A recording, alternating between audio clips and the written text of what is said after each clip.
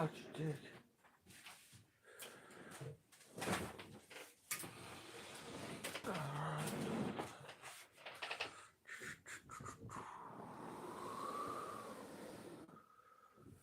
What's going on, everybody? I see that there's not many here right now, but we will get to that. We do have plenty to talk about, so I will be looking forward to this show. We will get into alien abduction. We will get into what it feels like to get abducted, why we think we're being abducted. Um, are we in another? Are we in another realm completely? Now, these are loaded questions, and really, we're not going to know right off the bat. But do we? Is it possible that we have? We've seen the the veil. We've seen uh, the mess ups in this new reality. The the imperfections. The things that you see as that's not normal. Why is it like that? The Bernstein Bears stuff, all these things are obviously, um, how are we going to say, these are parts of the matrix that have been um, non non helpful. They have been non protected. They haven't perfected that part of this matrix yet. And what scares me about that is, did they do that on purpose, or did they do this to have us know that we've been brought into another dimension, another realm? Um, and we're about to find that out because I'm sure a bunch of you are witnessing the same things. It's obvious. How could it not be obvious at this point? And when it does, when it does pass, and it will pass. Aiden, welcome to the show, my friend. Um, when it does happen, and when you do see it, and when you wake up to it, you're gonna be like, "Oh my God, we're here." I know. We see the reason why I know is because you know. It's the little things. It's the way that the clouds used to be and the way that the clouds are now. I was going through old tape with my father, and we were seeing how the clouds in 2004, 2005, completely different as they are now. I mean, we're talking night and day. What happened to me, I realized that it really, for me, it began in, it, let's be real about it. It started in, I'd say, my freshman year. I took a real hold on it in freshman year of high school. I knew something was wrong. I knew a pattern had been broken, but I also knew that whatever they were doing on a level that was slow. They didn't want to bring us right into it. You know what I mean? They didn't want to hit us with everything at once, in my opinion. I think 9/11 was such a shock to us all. That was their that was their timing on saying, "All right, we're gonna bring them into the new realm." You know, this is it. Open the doors that we need to have open, and let's. It's not gonna be scary because the people are gonna think we're part of it. You know, it's all coming in together. Fear is what built that. Built that arc for us to get into. And then when our guys, we end up going to, Iraq. You know, I went to Iraq. I went there with a private group, and what we saw was a ziggurat. Okay, and this ziggurat was created like this. It went up, and then it came out, and it went up across, and then there's doors that went down.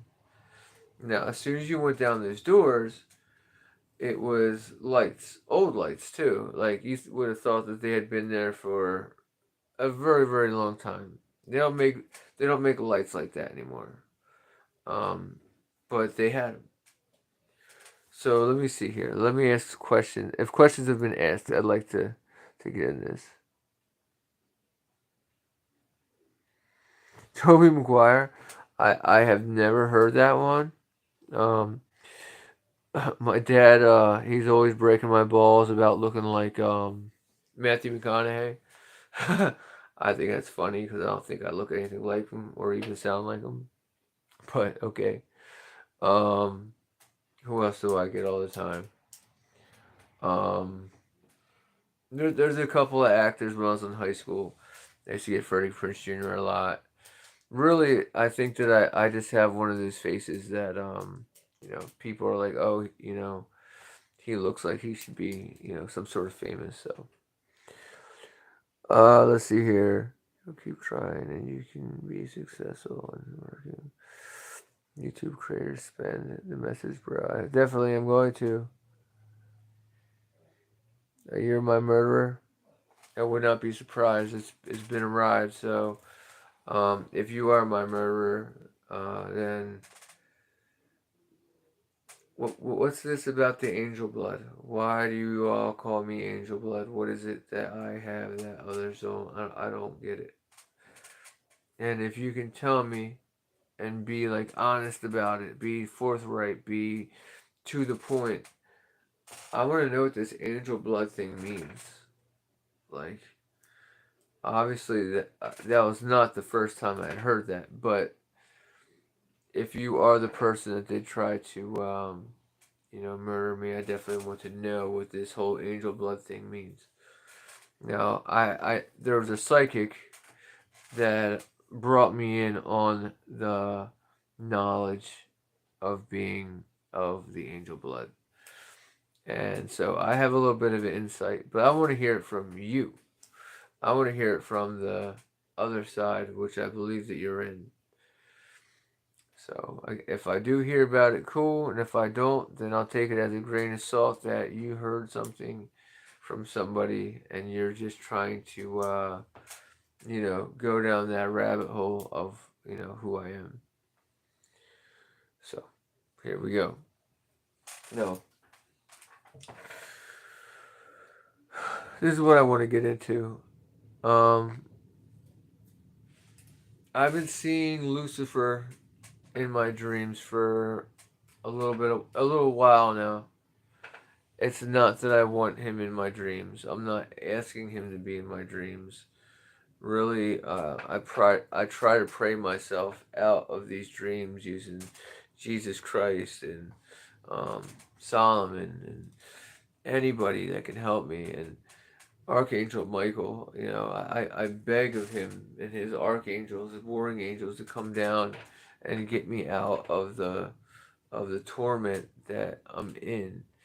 I know that I know that I'm getting answers, but getting answers in such a muck is not easy. The muck that I'm going through to get these answers are hard. They're it's like being in quicksand, but enough quicksand to walk through and get out of, but still have mess all over me. And that's what this seems like. That black goo stuff, it's it's real. It is part of the dream sequence that they're putting us through. As I see it, this is my thought process. When I was in the army, something incredible happened. Okay, when I was in the army, um, they put you through a lot of tests. They put you through, you get your shots. They run you. They make sure you're qualified. They know that you're tip top shape. That you're going to make it. Okay. Well, with this, there's a lot of other weird things going on too. Basically, they're separating you. The, the army is separating you.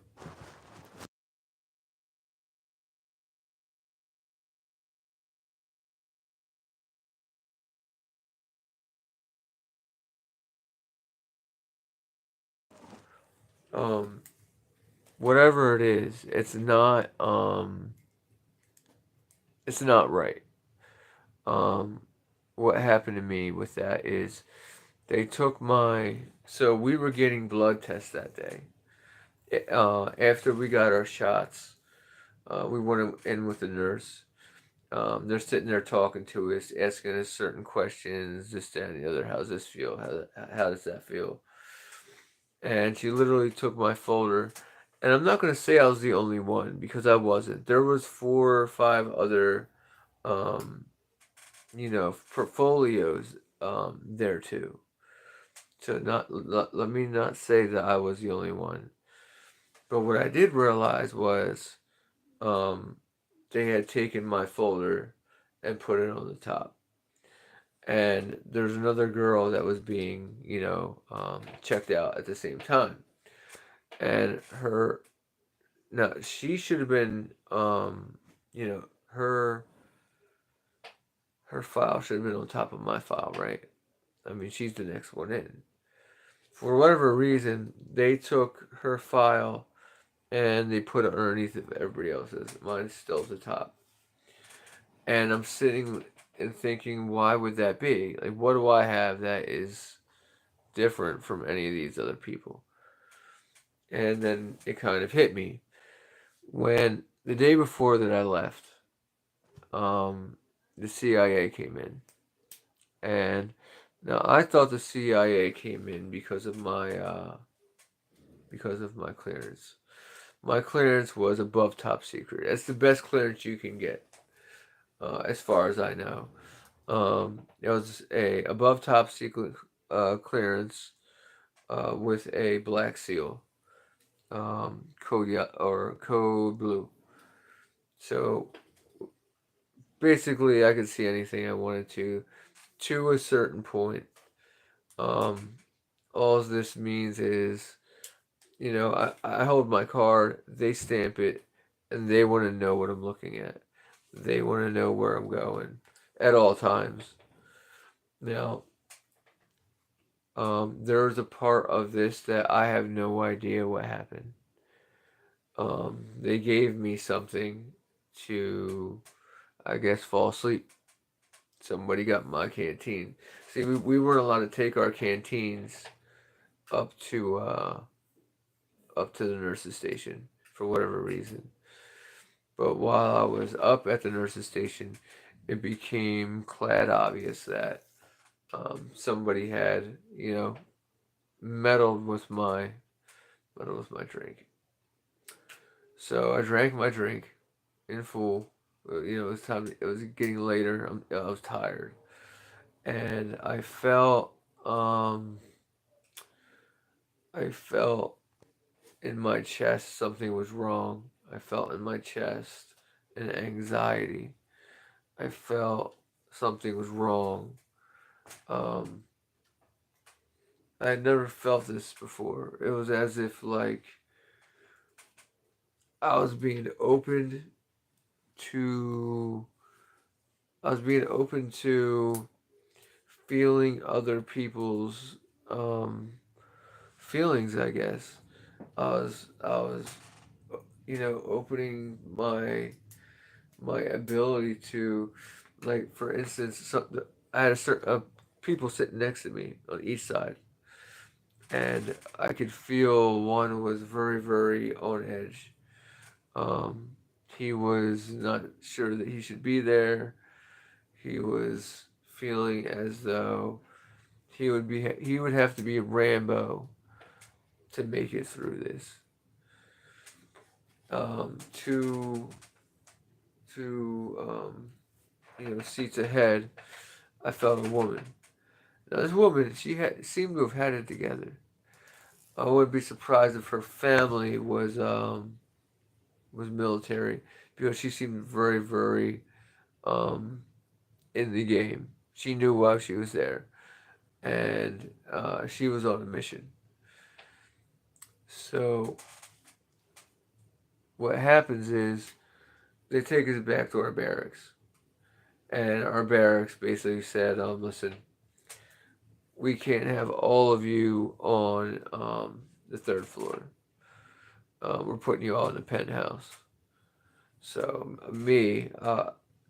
it seemed as if everybody that was in that folder, everybody that was put aside, um, we were we were in the penthouse. We were secluded.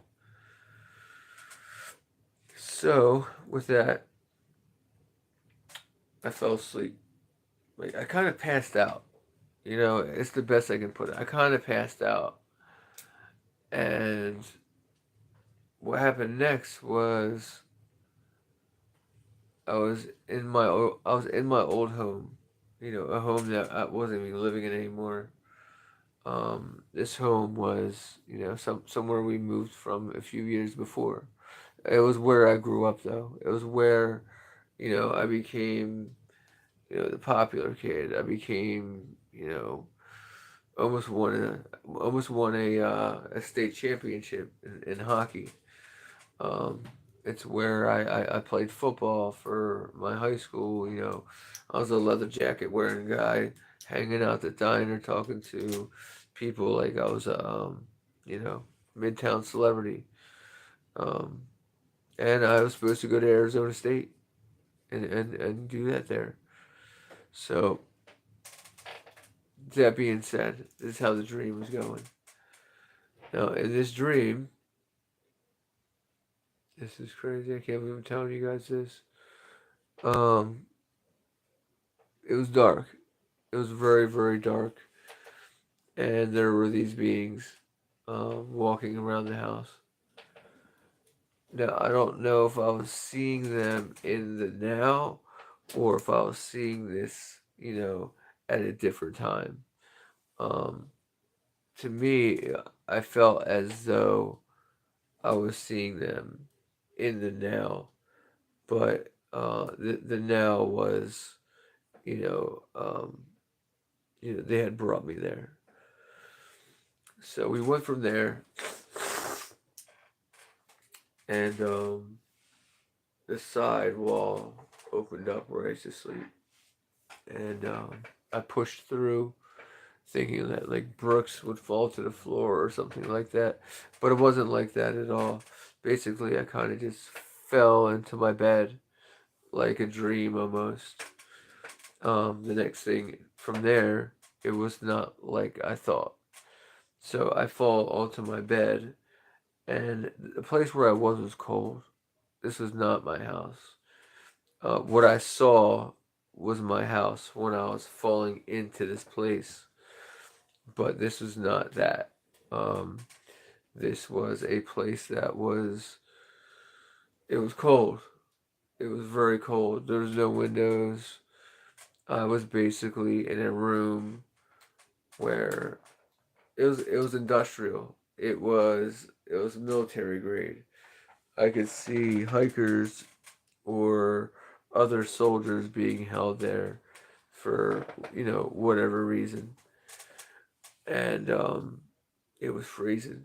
All I had on was my parka. I didn't even have pants on because that's how I would sleep there. It would get so hot, like all I needed was my parka. So I'm in my parka. Um, I'm starting to get up, but I'm really bewildered. I have no idea where I am. I'm thinking I'm on base. I think I'm in Jackson. That's what I'm thinking. So there's a bunch of us, and um, one of these people had said that you have to come with us. I'm like, come with us. Like, what else are we going to do today? This is crazy. It's the longest day of my life. And I got the feeling that everyone else there had the same feeling as me. A couple of them knew what was going on, but for the most part, this was something different. So I come out of my room and we go forward. I'm following. I was the third bed from this drill sergeant, and the two came out. I was the only one by myself. Two came out of the first one. Two came out of the second one. Here I am, and then a girl came up behind me, and she switched. She put a note in my pocket, which I still have that note today. Which is odd, but maybe I'll read it to you guys sometime. So, as this gets weirder, we go and we are in a hallway. And in this hallway, um, there's these green lights, and they're constantly moving forward, you know, right past us, right past us. And it was as if, like, if you turned around the way that I felt, these things would go backwards. But I don't know if it was like in sight that we were seeing it that way, or that's really how it just was. So we um, we get going and get going, and we're roughing it now. We're really hucking it. And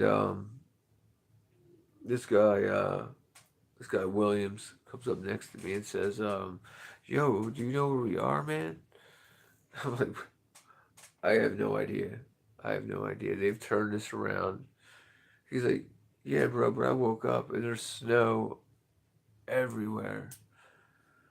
And I'm like, "I don't know, man. I don't know. I get that there's snow everywhere, but I don't get it myself. It doesn't make sense to me." Because Jackson was warm. Well, what if we left Jackson? Jackson was warm. It had to have been 80 degrees the night that I signed in. Um, but here I am. Now I'm in this cold area. So we're walking down this area, and I don't know if this thing was an actual face or if it was some sort of artificial intelligence, but it was a face. Okay, people. Like, I don't know if you ever seen the children's versions of the Mysterious Stranger. The face looked like that, truly. Like, it would be able to take your face like a balloon, like that's as best I can explain it. Like a white balloon, and create your exact face. And with something that you might say to that thing, um, it created the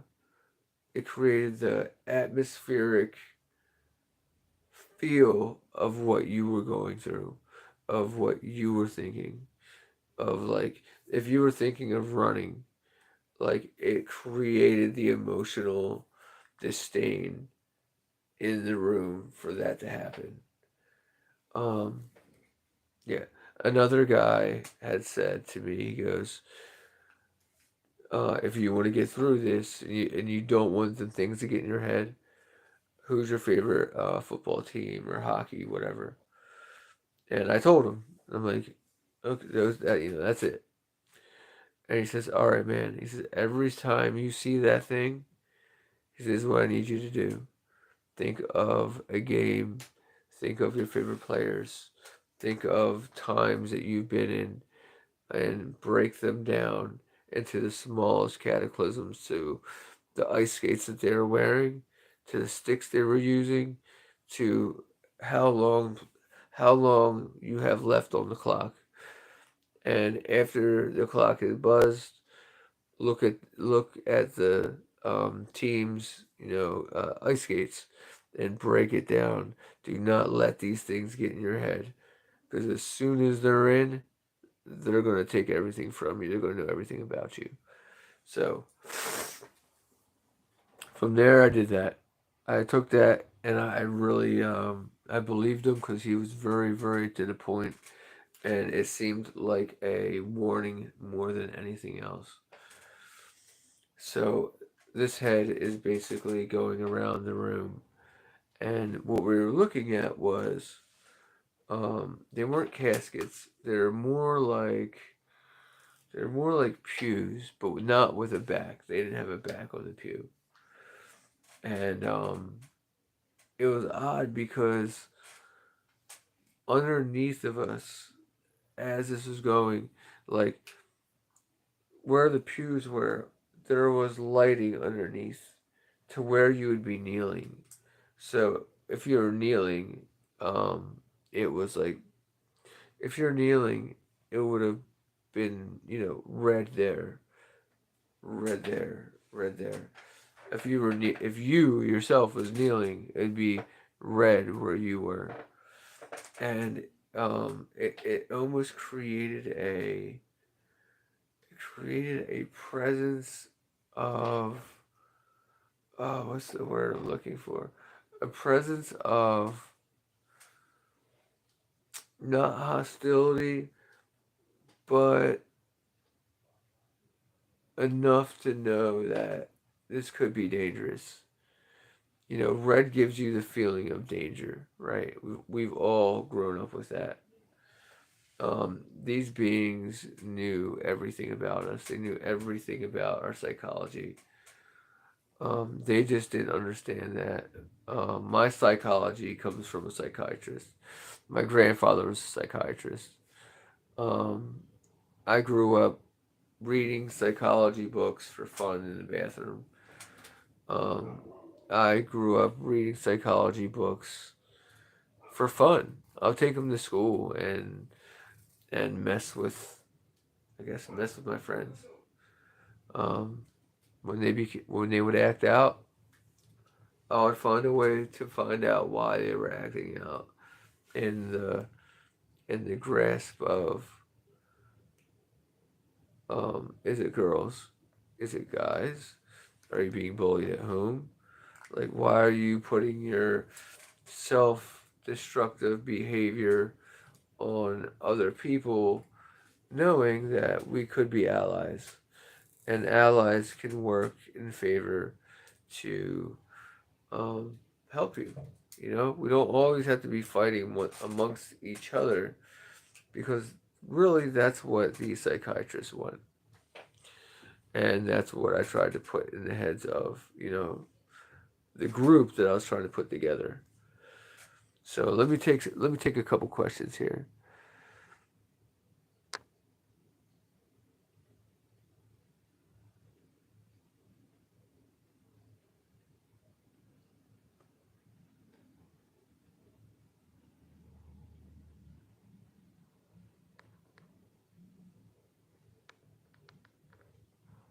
Yeah, I appreciate that.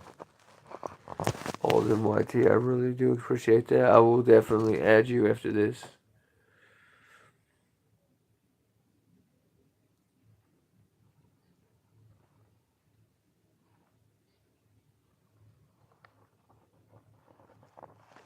You got it.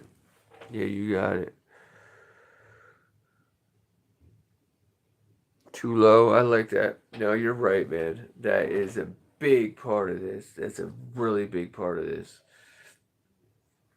Um, See, people like yourself, they're gonna start. I don't know how far you are with your page. I don't. But I will take a look at your page after this. What I do know is that what YouTube is doing right now is separating us. They are putting us into different categories. Um, I would be, I guess, it's ridiculous, but where they have me, I believe is, uh, so I'd be religious in conjuncture with, a, what do they call it? with a science fiction background, and that's the last thing that they want. Because if we can bring, the truth and science fiction together, it would be a new world. I mean, we have people like Ridley Scott, right? Ridley Scott is a really smart guy. Ridley Scott is a Mason, 33rd degree Mason at that. That means he's allowed to see 33rd degree workings of, who knows, aliens, Christs, whatever's there, it's big. When you get to the 33rd and to the 34th, you are in a completely different level. Let me finish up what I was going to say. So, this place, right?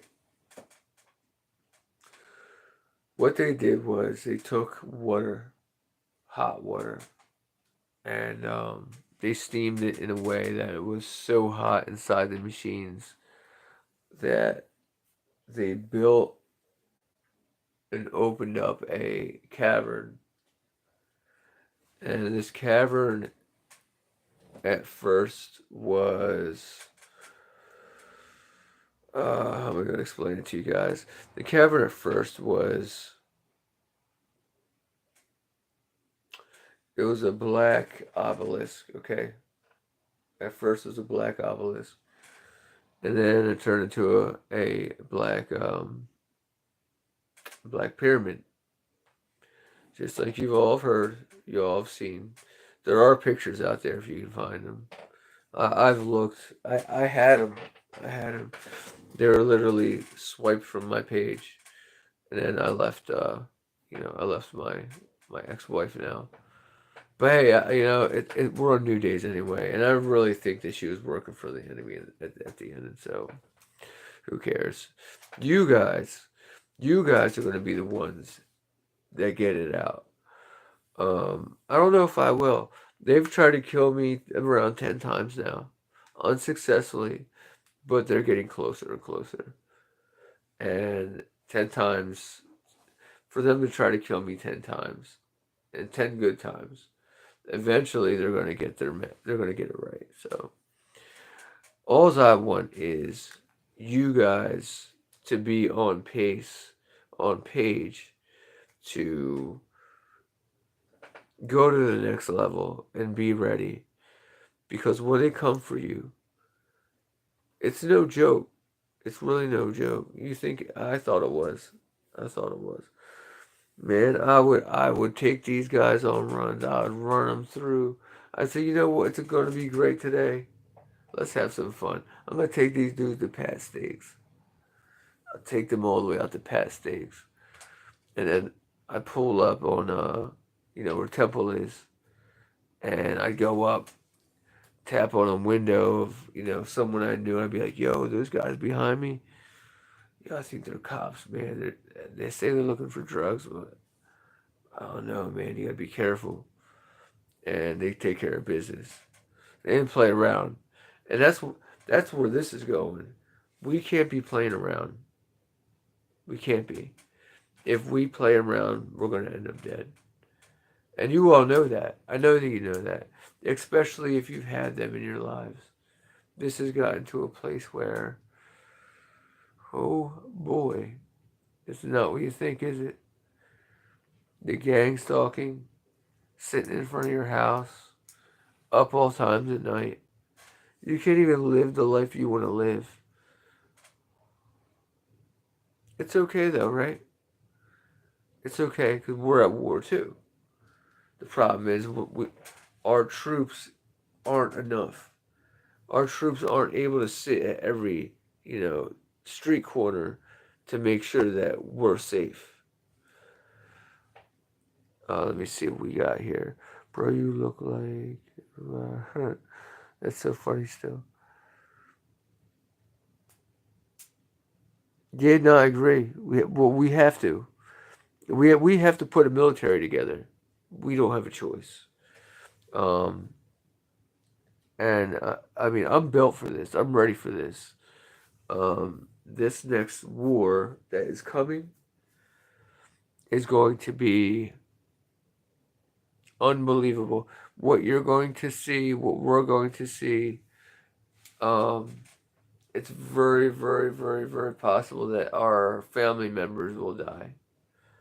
Our older family members most likely will have a stroke or heart attack. It's going to be an opening in the sky, and when that happens, it's going to be it's going to be life changing. It's going to be 9/11 times a trillion, because when that door opens, see, at first it's going to be one being, most likely Lucifer, I'd say. Maybe even call himself something different, but it's always the same. Now, what's most likely how this is going to go down, this is what I was told by them. They don't think that anyone's going to believe me. They think that I'm like Job. I can tell you all this, but it's not gonna help any of you. So here I goes. What they told me is this. I can't believe I'm gonna get it out too. Here it comes. There will be an alien invasion, and it will be huge, and it's going to be massive. They're going to sit in the sky. It's going to be unbelievable. It's going to be Channel 10, Channel 6. Everybody's up there. Everybody's got a chopper. And then it's going to turn into we're not allowed to use the choppers. They don't want too much information on how to beat these things. Hence, they could maybe even be ours. I'm not going to go there with it because I don't know that part of it. But what I do know is this: what Lucifer is going to do, and this is the fun part, if you want to call it fun. People are going to go to Lucifer and say, "Where, where is God? We don't see him. He's not here. He's not answering our prayers. What should we do?" And Lucifer's going to say, "I'll make you a deal. You bow to me. You bow to me, and I'll protect you from them." Now this is going to be the script altogether. This is what they want. They put this together already. So Skull and Bones is let me get away from Skull and Bones. We'll get to that later. What we're going to be looking at is a two front battle, but the two front battle is both of them. They're both the bad guy, and they're both working for each other. It's the perfect deception. And how does Lucifer work? Like, what's the biggest thing that he loves to laugh about? Take a second and think about it. You got it. Jolu, you got it. You figured it out. So, the way it's going to happen is going to be a big door. And they're already out there. They're already out there. I mean, I can put them on my page and show it. And some are going to see it and some are not.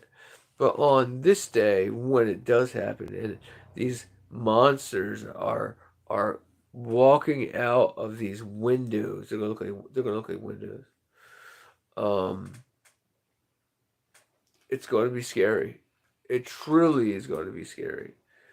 It's going to be on a level that nobody might ever come back from. It's going to be. Uh, if you thought the Germans were bad, this is going to be something new altogether. Because what's going to happen is this. Check this out. Now, I know Lucifer. I know the way he thinks. Because how did he think in World War II? I want you to think of this now. How did Lucifer think in World War II? What Lucifer did in World War II is this. blonde hair and blue eyes, right? The perfect man, the perfect vessel. Now, if you don't know history, why does he need the perfect vessel? Why did those German SS soldiers have to be at least 6'1"? And you can answer that if you're in there. Anyone? Anyone at all?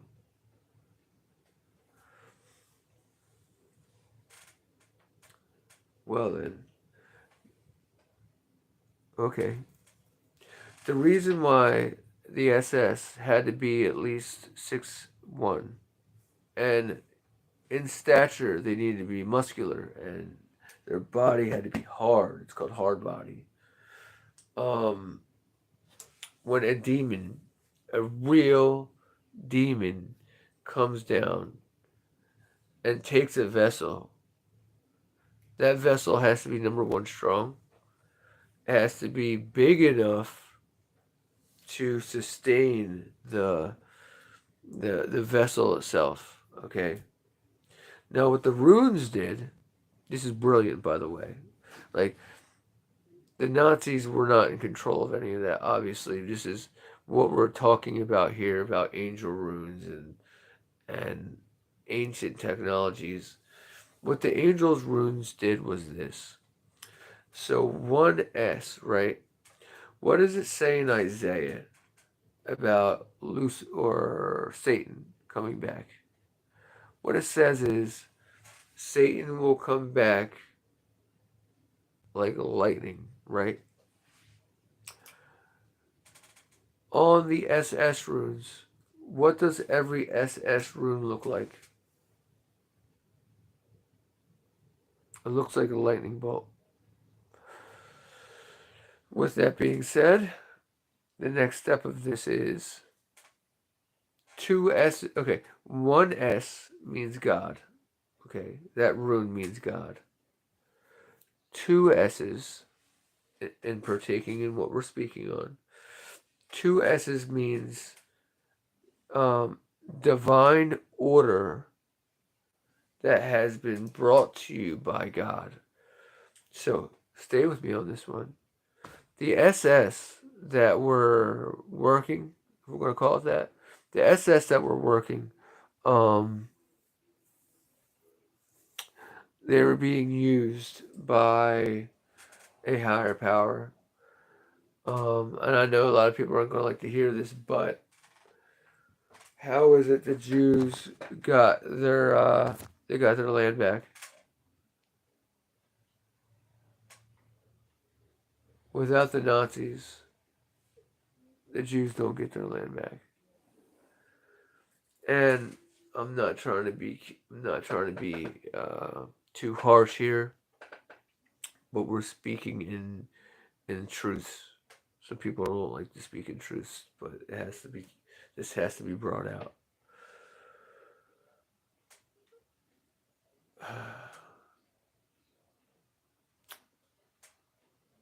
The only way that Israel comes about and becomes its own place is because the Nazis did such damage in what they did, um, that the Jews wanted their own place to live. Now, here's the big payoff: the Jews took on the form of those Nazis. They literally took and allowed themselves to be, they allowed themselves to be taken by that demon, okay? And they got their land out of it. And they still work that land just like the Nazis did to them. And you're gonna you can go call me an anti-Semite. Well, let me say this first before you call me that. Um, what is it that Hitler did to make the Jewish people live? It's not like the Nazis just started overnight. The Nazis called it they called it martial law, and they said you have you basically have 6 months to leave, pretty much a year, but that's what happened. Yeah, it's and it gets deeper and deeper. Um, I'm gonna hit you with this now. In Isaiah, there's a reading, and in Isaiah, um, Lucifer comes out, and he's basically egging on, he's egging on, God, and he says to God, "When I return, I will return on the wings of an eagle. I will rise above the clouds. I will be like the stars. I will be above the principalities, and I'll be exalted to the throne above." Right? Let me see here. Maybe I have something I can use here. I may have something I wrote down earlier.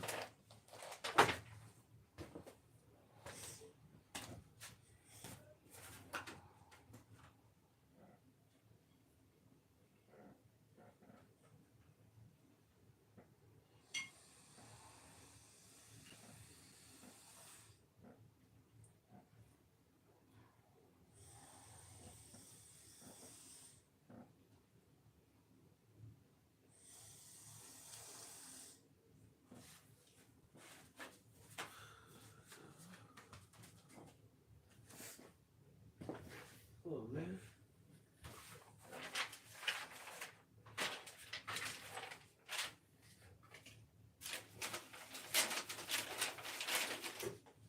Oh, baby. Show me my drawings.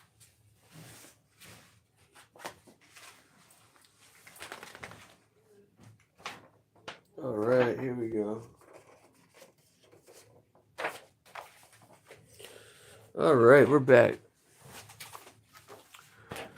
So first things first, I'm going to show you this.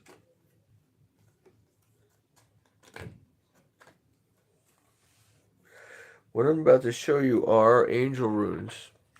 Now, when the devil fell from heaven, he kept, his knowledge, obviously, and he wanted to, teach those who could learn. So, you know, these people needed to be taught. They needed to go to the next level. They weren't completely inept.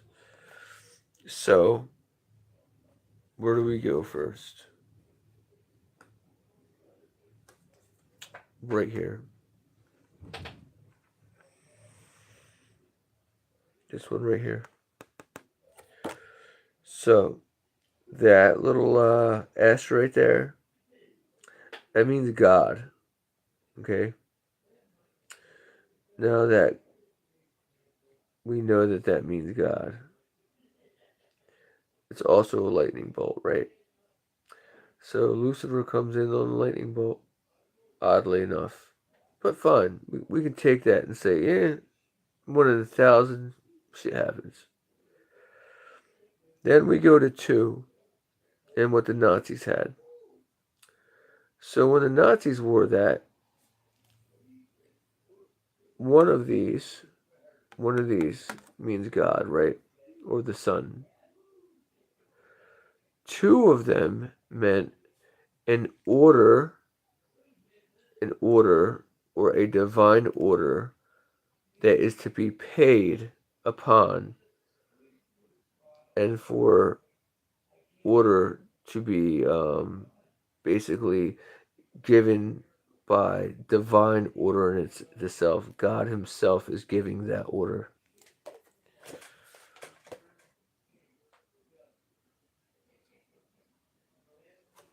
Oh, it gets crazier. We're running down the rabbit hole tonight. So, two S's, right? And every SS,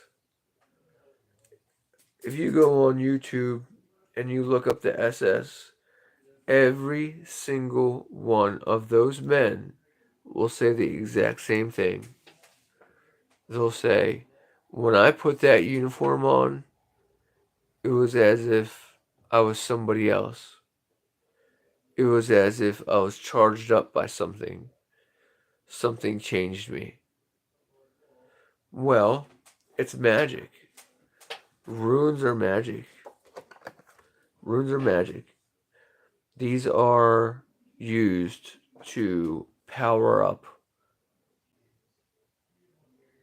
whatever you're trying to power up. Humans, whatever. It doesn't matter. It's just it's power. It's pure power. Let's see what we get to now.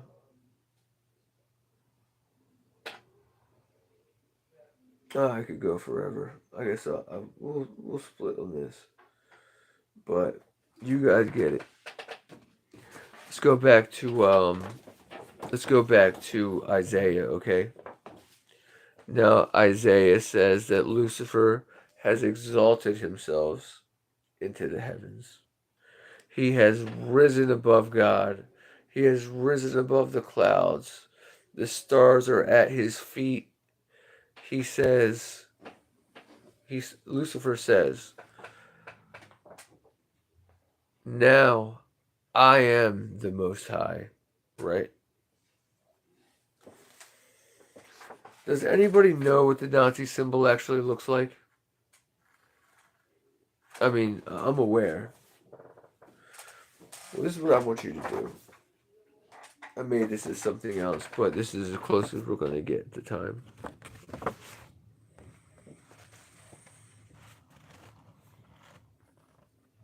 You see this bird right here?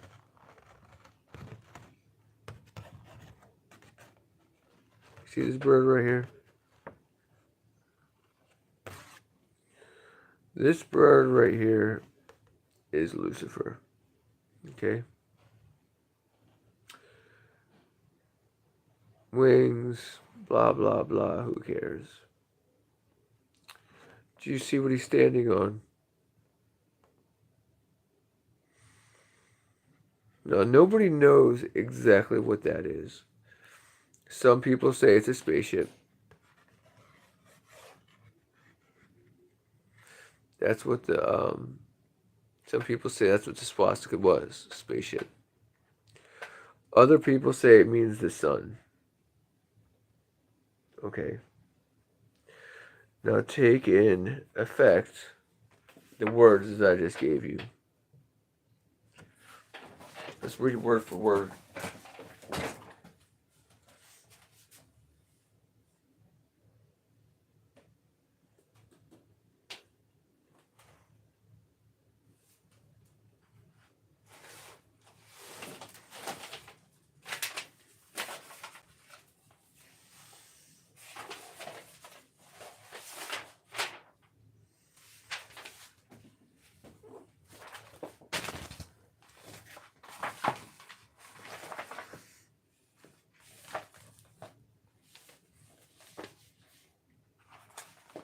Let's see what we got here.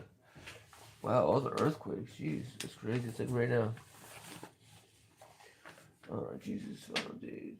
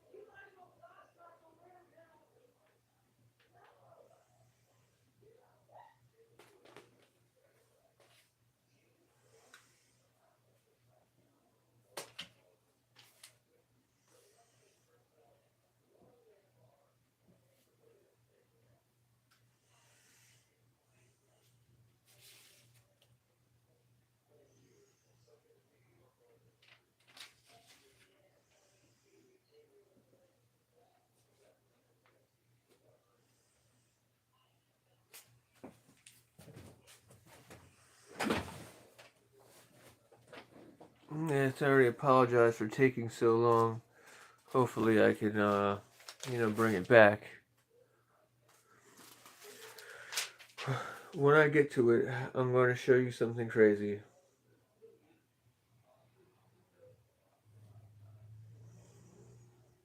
God says, very soon my anger against you will end, my wrath will be and directed to their destruction. The Lord Almighty with lash them, and they will whip them, as when they struck down the Midian at the rock of the Orb, the staff over the water as he did in Egypt.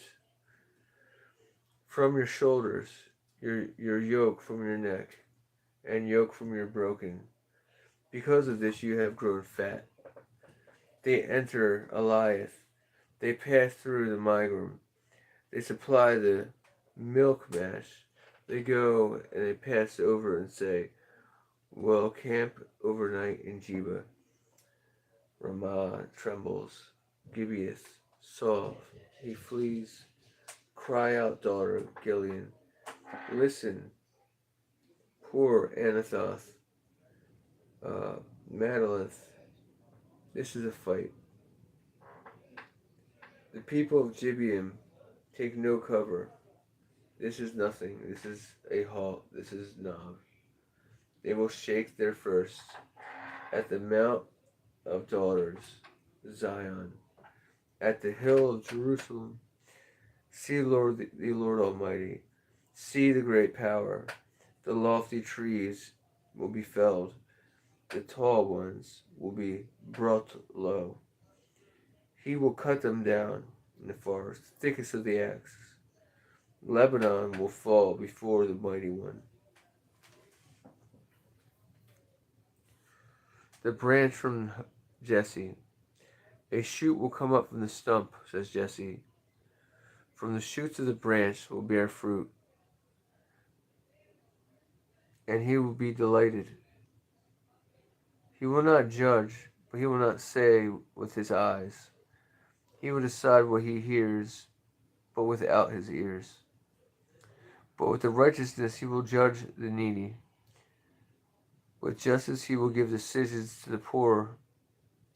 He will strike earth with the rod of his mouth, give us the breath of his lips, and they'll stay wicked. Righteousness will be at his belt, and right and faithfulness will be at sash and around his waist. In that day, root of Jesus will be his stand.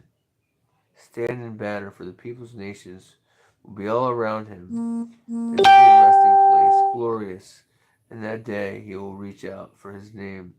The second time, reclaim the starving, reclaim of his people of Assyria, from the lower of Egypt, from the upper of Egypt, from Cush, from the place of Babylon, from Hasmoth, and from the place that is the isles of the Mediterranean. He will raise a banner for all those nations of Judah. From there the quarters of the earth. Ephraim's jealousy will vanish. Judah's enemies will destroy, nor Judah's hostile towards the Ephraim. They will swoop down on the slopes, and the Philistines will go west. Together they will punish and plunder the people in the east. They will subdue Edom and Moab and the amenities that were subject to them. Let me see here for you.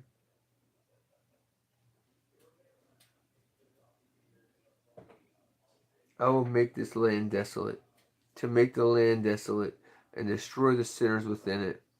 The stars of the heaven and their constellations will show their light. Rising sun, the darkened moon, give it light, and punish it to the world for its evil, the wicked for their sins. I will put an end to this arrogance, an end to the haughty. It will be humble, pride, and ruthless.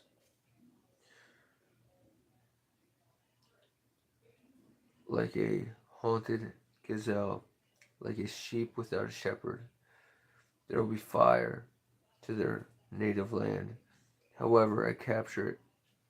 They will be the thrust through. They will be caught by fall, and then they will fall on their swords. Their infants will be dashed to pieces, therefore their eyes. The houses that will be looted, their wives will be violated. See, I will stir against the Medes, who do not care for silver, who do not care for gold. They delight in they do delight in gold. Their bows will strike down on the young people. They will have no mercy on infants, nor will they have to look in compassion on children. Babylon has the jewel of a kingdom, pride and glory of the Babylonians, overthrown by God, like Sodom and Gomorrah. She will then go inhabited, or live through the Gentiles. There will be nomads, which will pitch their tents, but desert creatures will lie there. Jackals will fill their houses. There will be owls that dwell, and they will go wild to the goats who leap out. This is harsh stuff, people. Now here we go. They will all respond. They will all say to you, "You have been weak, as we are. You have become like us. All of you pump and have been brought down to the grave, along with this noise, this hype, this hype of harps, maggots, as they spread beneath you, the worms all over you. How is it that you've fallen from heaven, morning star, sons of the dawn? You are beneath the cast down to the earth. You who once laid low into the nations, you said in your heart, I will ascend to the heavens. You sit here, hon. I will raise to my throne above the stars of God. I will sit enthroned on the mount of assembly, on the utmost heights of that mount, Zephon. I will ascend above the tops of those clouds. I will make myself the Most High. I will be like the Most High. But you are brought down to the realm of the dead, to those depths of the pit. Those who've seen have starved. They've pondered their fate.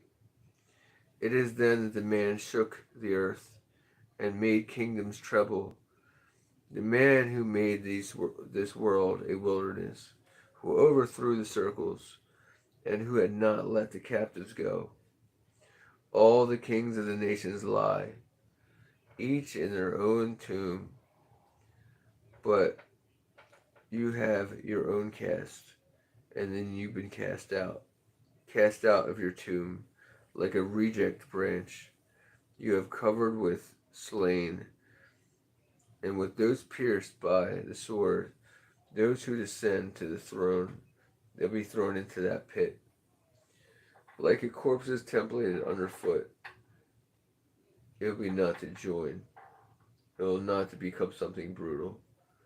For you have destroyed your own land and killed your own people. Let the offerings bring of the wicked never be mentioned again. Prepare a place to the slaughtered and their children. For the sins of them, they're just their ancestors. They are not to rise and inherit anything, especially land. They will cover the earth with their cities. I will rise up against them. I will declare the Lord Almighty. I will wipe Babylon's name and its survivors. Her offspring, descendants, they will declare nothing. I will turn her into a place for owls and into swampland. I will sweep with her into that broom as its destruction. Declare the Lord Almighty. The Lord Almighty has sworn, surely I have planned so, and this will happen. I will crush the Assyrians in my own land. On my mountain I will trample and lay them down. He the yoke to be taken from the people, his burden removed from their shoulders. This is the plan determined for the whole world. This is the land stretched out all over for every nation. For the Lord Almighty has proposed, and who can thwart him? His hands are stretched out, and who can turn his back? So, with that, I think you guys get the picture. And if you don't, I'm up here for questions. What's coming next is going to be. It's not. I'm not saying this is going to happen tomorrow. I'm not one of those people. But I'm not going to say it's not going to happen in an hour either. What's beginning to happen all around us, and those of you who are seeing it, I love y'all. You guys got the same message as I did. You guys got the same road as me. Diana here, like, maybe she thought I was crazy at the beginning, but I walked her through it.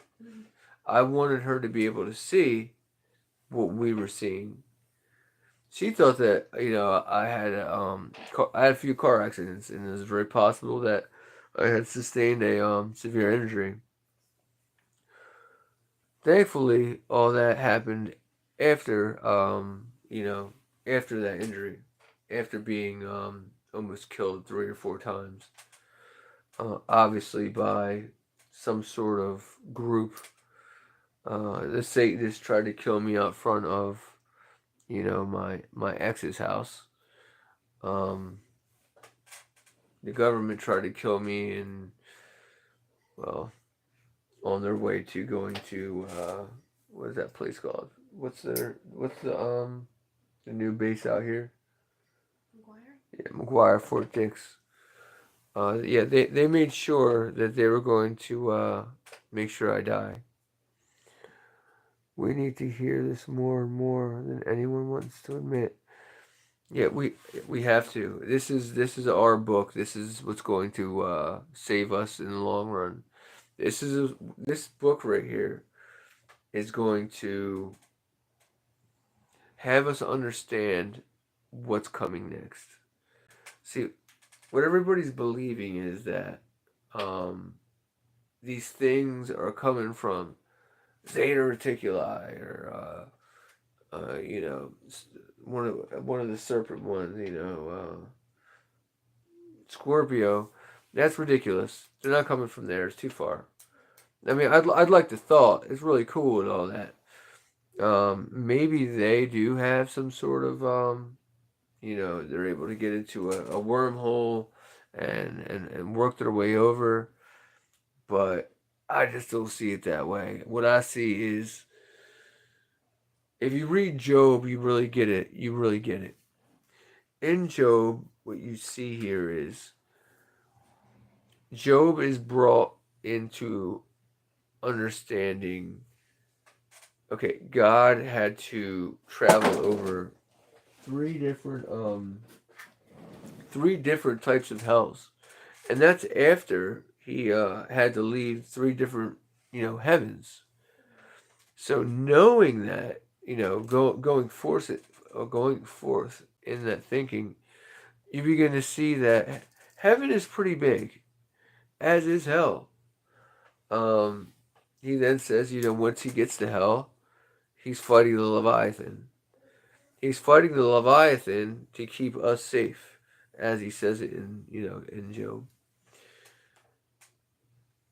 It's my belief that we here, humans, are the last line of defense here on Earth. Um, I believe that. I believe that's what's here. Um, recently, Diana and I. Here, pull up a chair. Hang on, I'm too heavy. I got you. Okay. Cool. Cool. Sorry, guys. It takes me a little bit just to get places. Sorry about my hair. Oh, you're fine. So Diana and I'm I, fixing the we mic. recently watched the new, well, not the newest, Which but the new Batman movie. Now, was it the last one? yeah, you know the one where they're coming in the portal and they have the demon spawn and all that stuff. Now, that was a really good movie. And why it did so bad is because it was too real. I think that Okay. the people that put the movies out, Siskel Ebert, whoever you want to say, um, they made it known that this is too real. This can't be a kids movie. If the kids movie get to this too early, um, then their team loses. And if Hollywood wants these things, believes in these things, their bets are going to be on these things. Then you look at CERN. I mean, CERN has made it all but it's it's all but what they're doing. Like this is where they're at. They want to bring in a order of beings that are going to be living. And one of the first things they asked, I believe it was 2018, um, they had a guy that was leaving. I believe that he was running the show, and he was making what he said was he was making conversation with these beings on the other side of the collider. And when he was doing this, one of the first questions they asked him was, "Is your portal big enough that we can get ships through?" Now, okay, Mm. let's say that's true. Let's say that it was big enough to get ships through. Great, cool. Does that mean now that they're in our dimension that they can just go through the wall? Are they ghostly, you know, or are they physical? I I'm was thinking thinking physical. ghostly. I was thinking physical. Yeah. Because regardless of universe, What do you guys think? Just out of regardless, curiosity. regardless of dimension or universe, I would say that they can't be ghostly See, I unless think that's that's what where they the want trees to come do. in. I think that's where the trees come in. Trees. Yeah. If you look around at the trees, all around, especially in the summertime, there has been some sort of um, something is sucking the life force from these trees. Something is taking their essence of being alive. And what I think that that means is if you wanted to be born here without getting sick, how would you want to do that? How do you make yourself immune? Right? You have to adapt. You'd have to incubate yourself through those trees, probably. True. We And don't know and what yet. are what are trees really good at? What are leaves really good at? Giving oxygen Number one, giving oxygen, and and taking in carbon there dioxide. you go, taking in carbon dioxide. But it also And depends on the leaves, health of the tree. if you look at leaves, leaves are the closest thing to skin And that they would veins. be able to get. Right. Very true. Yeah, So they have veins like we do. they really do. They really, really do. So let's take some questions here. I would like to see what we got going on. I agree with the LED lights attracting them. You're 100%. You're 100% with that. I want to see the whole thing you said, though.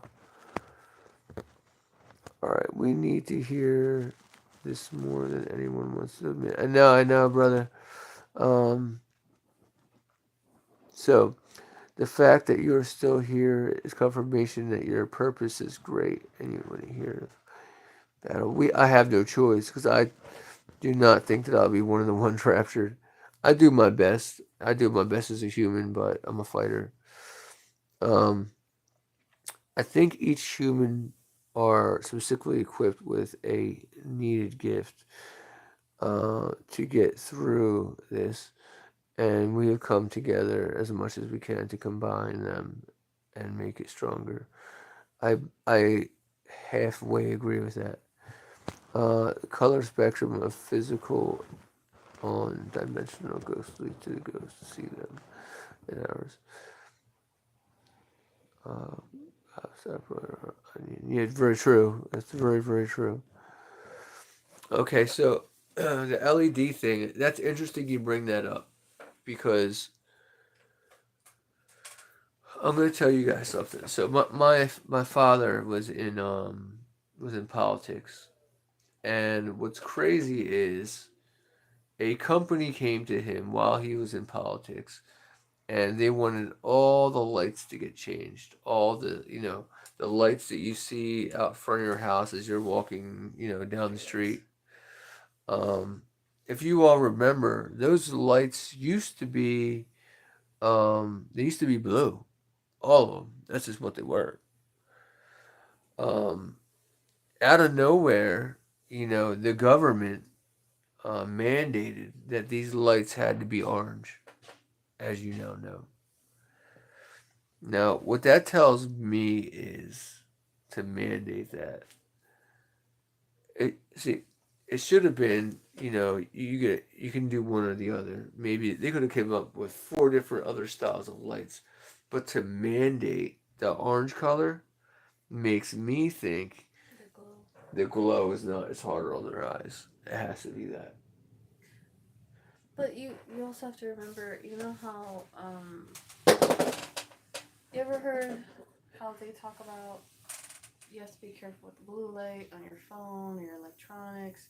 It's bad for you. Same thing with the TV. There's blue lights, and they said the blue lights are bad because they don't let you sleep, they don't let you relax, they don't let you rest. And you need to rest in order to move on with sleep. But or, or they, they are they, brighter. They are brighter than the orange or yellowish glow. yeah, That no, the no, other I'm ones with have. you on that. Like, I those are. got you. But what if that was just a conspiracy theory to not have those blue colors in your room? What if what if their eyes are so sensitive to that blue that they eradicated it altogether? I It mean, just seems I've noticed. so. I've actually, to be honest, personally, I've noticed more that I don't mind a dark red room or a dark, glowy, like orangish yellow When I was more than taken, when you blue. found that I was taken in one night, when she wakes up and she finds that I'm gone, okay, like completely nowhere. I think there was a I, blue I light I on was somewhere. next to her, and the next point I wasn't. So in this scenario, she kind of freaks out because she knows I'm always there. She always has her hands on me. On this particular night, we don't know what happened. So go ahead, you tell the story. Um, I think I woke up out of nowhere, but I don't know. I guess I was having a bad dream or something at first, and then I'm like looking right next to me, and it looked all flat, and blankets were down. I swear they were down, and it occurred to me like to look. I looked in here because this isn't the room we sleep in. I looked in here first. Then I went to the attic because that's down and around up. So I go to the attic, turn on the lights. Nobody, nobody's there, and I'm like, this doesn't make sense. So I go back downstairs, and your dad's on the couch, and I walk by. You're not in the kitchen. You're not in the bathroom, and I freak out. And then that's when I'm like, why is he not here? So then, sure enough, I do what I need to do downstairs, come back upstairs, and I'm still looking around like, did he leave? Like, it doesn't make sense. The doors were locked, so it really made me question my own sanity at that moment. And then I get back to the room all confused, and sure enough, I see a lump. in the bed, a big lump, and it was you.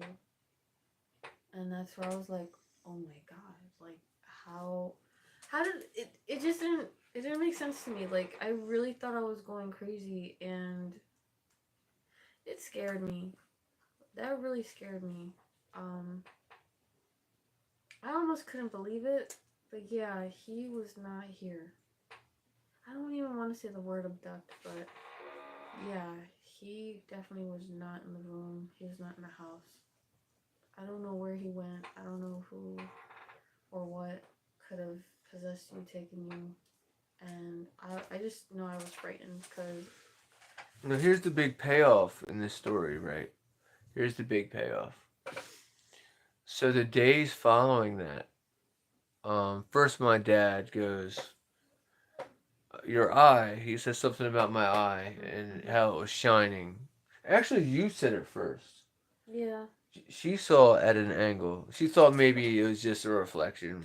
I thought it was like a glare of some kind from like not this light, but maybe in the room or like the kitchen, because there's certain types of lighting in the house that it makes you question if it's just a little glow of some kind. But no, there's definitely something in his eye. It's a little odd. And it's only the one, so yeah. So a day goes by. The next morning comes, and I'm kind of hanging out with my dad. Watching football or whatever, watching hockey. I don't know. And I look at him, and he goes, "Don't move." And I'm like, what do I got something on my shirt? What's up? What am I not moving for? And he goes, "Oh my God, I saw it. I saw your eye. That thing that it glows. It glows from behind your eye." Now, this story is crazy because in 2017, I went to get eyeglasses, and I go get the eyeglasses. Um, at first, they had there's a goo that they put in your eye to make it expand.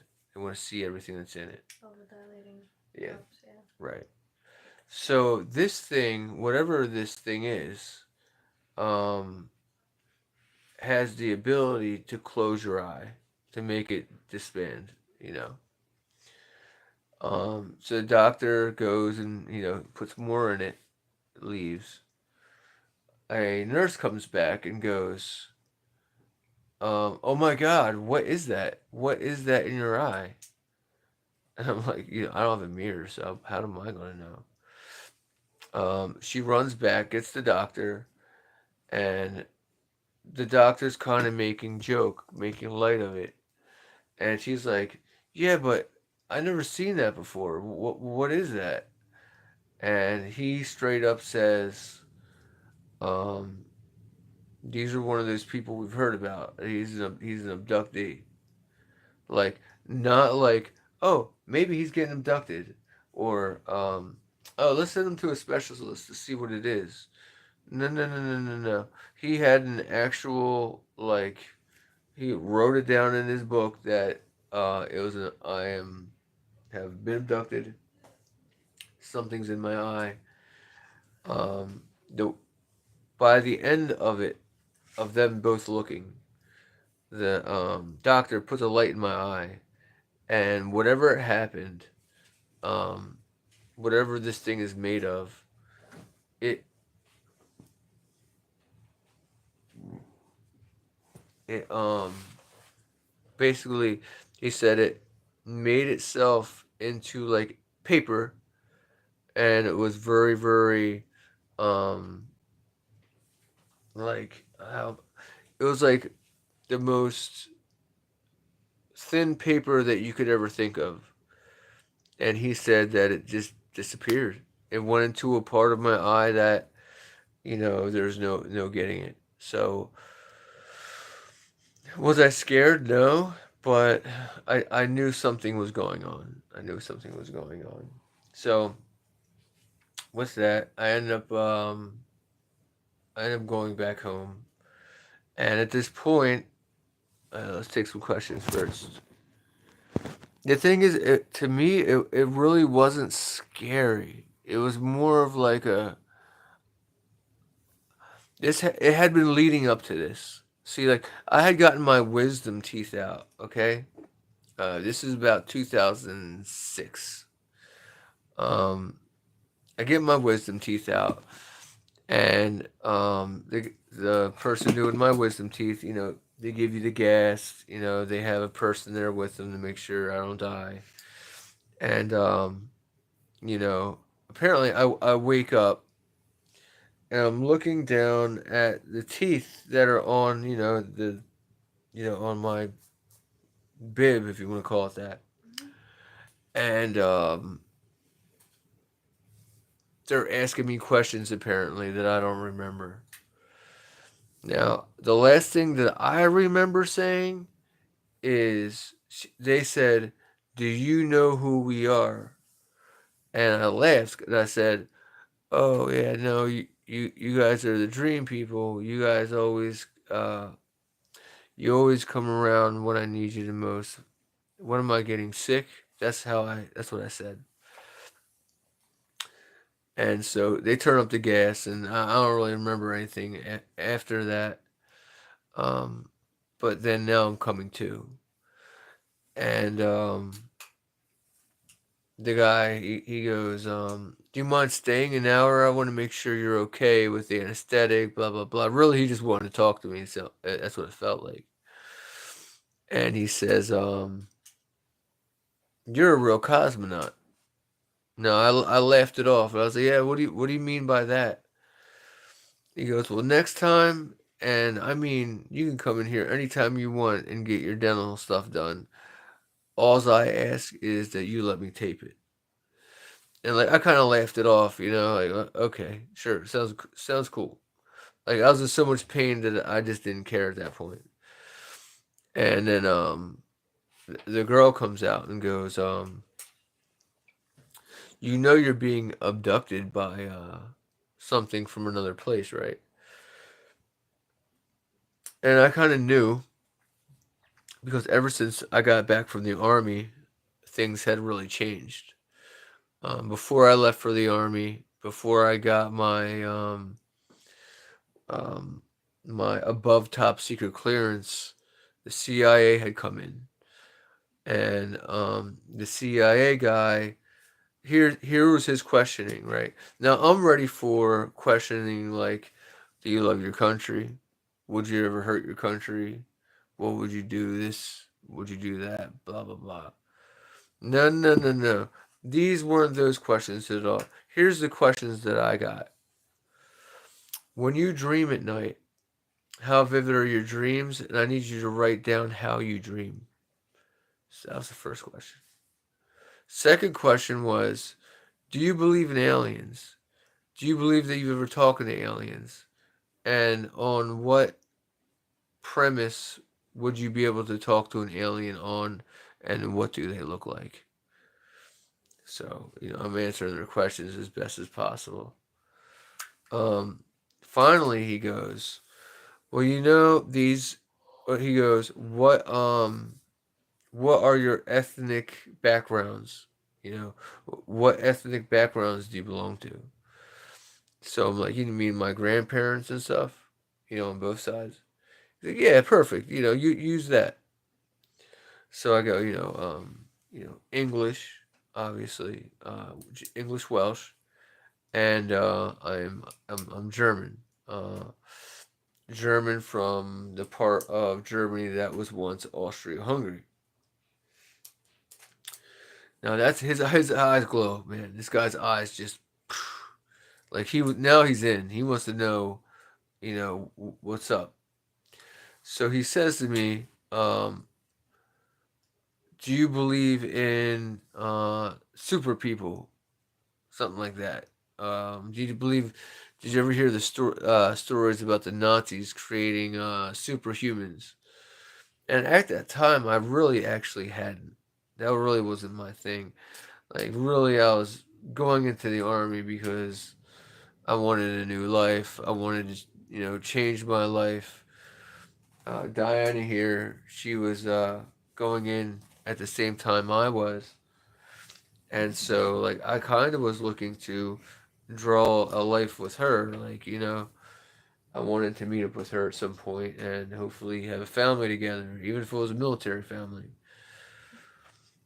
Let's read here. Just put me. I don't know. This was speaking to 15 you. years later.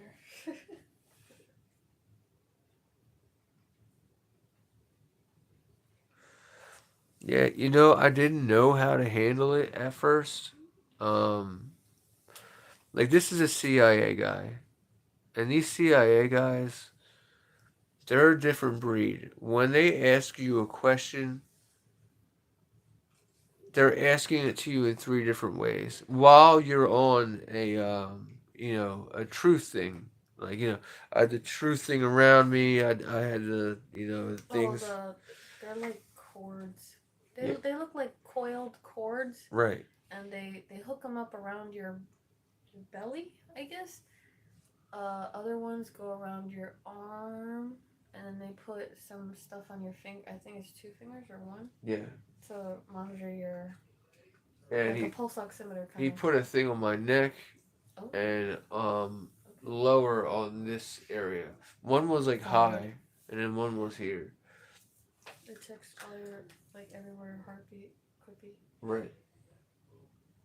So Yeah, me they do now, a lot. I'm gonna tell you guys like a little something. Military training is just kind of it's redundant, It but really it's is. it's it's so But precise. I had heard though that if I would put a tack in my shoe and then step on the tack, that it would beat the lie detector. Really? Yeah. How? Because it's emotions that aren't emotions that hurt. Making yourself hurt will make the thing spike.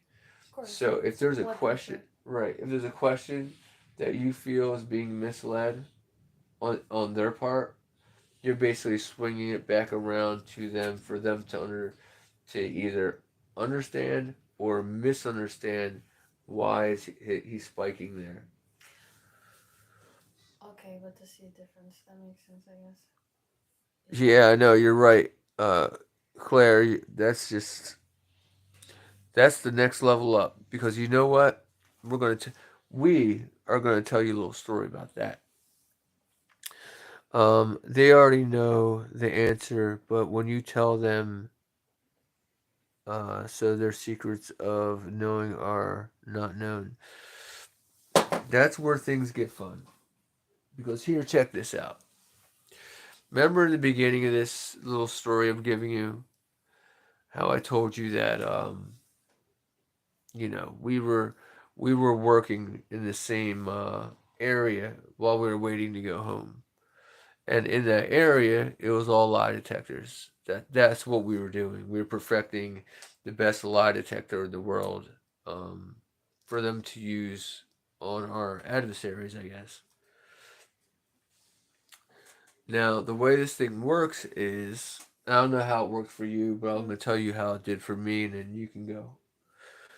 So, what they do is they ask you a question. They want you to split your mind in half, okay? So, they ask you your question. Um, do you do you love the country? Now, in my mind, obviously I love the country, but they want you to lie, okay? So when the question comes forward, do you love your country? Now, the player in football I hated the most was Joe Montana. So in my head, when they asked me about our country, I said, in my mind, I said, "Oh man, I can't stand him." And they said, "I can't stand who?" And then it's not supposed to go like it's not. It's a yes or no question. They're not supposed to ask you that next level. So the next question was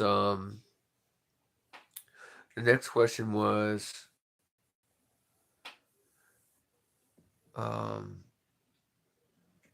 oh man, they're like really backward questions. So I'm trying to think of a good one. they like to rephrase things. Right. I didn't like that. They kept doing that with me.